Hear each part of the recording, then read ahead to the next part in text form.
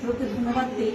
প্রভু আজকের দিনেতে মনোনীত করেছিলেন যে প্রভুর গিয়ে, এটা প্রভুর গিয়ে, প্রভুর গিয়ে আসতে পেরেছি। প্রভুকে ধন্যবাদ দিই। আমি দূর থেকে এসেছি এবং খুব তাড়াহুড়া করে এসেছি, দেরি হয়েছিল।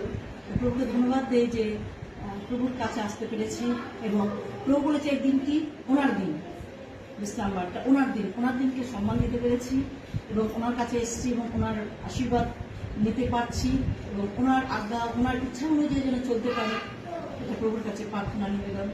আর আপনারা প্রার্থনা করবেন আমার ছেলেকে। আমি প্রভুর উদ্দেশ্যে, আমি ছোট্টবেলায় যখন 1 বছর বয়স ছিল, বিভিন্ন রোগে ভুক্ত, আমি প্রভুকে দিয়ে দিয়েছি এবং আমি সবসময় বলি এটা প্রভু তোমার সন্তান।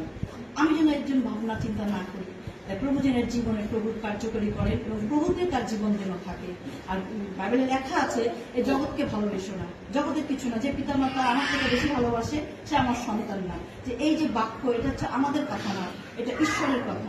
এই কথাগুলোর জন্য আমরা যদি মেনে চলি এবং এই কথার আন্ডারে যদি থাকতে পারি, তাহলে প্রভুর আশীর্বাদ দেখতে পারবো। হ্যাঁ, আমাদের জীবনে অনেক বিপদ আপদ, অনেক দুঃখ কষ্ট আসবে, কারণ প্রভু বলেছে ধার্মিক বহুবার পরে কিন্তু প্রভু রক্ষা করেন।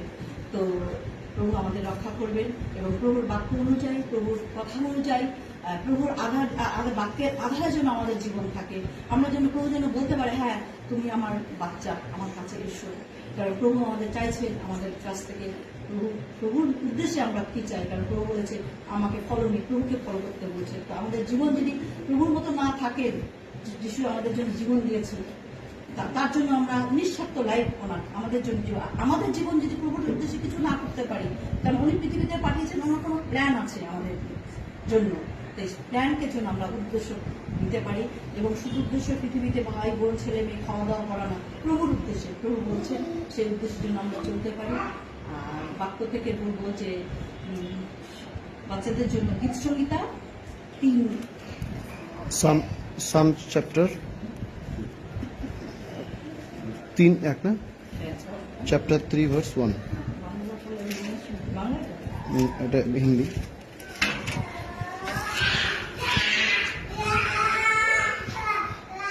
चैप्टर 3 एक ना, हे यहोवा मेरे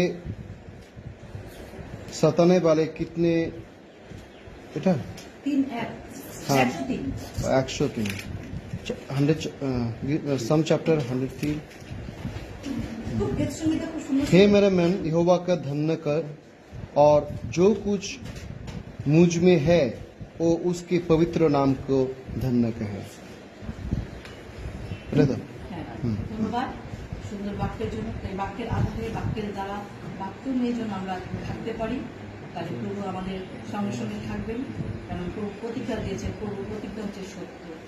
আমরা যেন প্রভুকে মানতে পারি, কারণ প্রভু আমাদের বিশ্বস্ত পিতা, সৃষ্টিকর্তা, উদ্ধারকর্তা, মুক্তিদাতা এবং বিচারকর্তা। উনি একদিন আমাদের বিচার করবেন, যেন আমরা প্রভুর সামনে দাঁড়াতে পারি।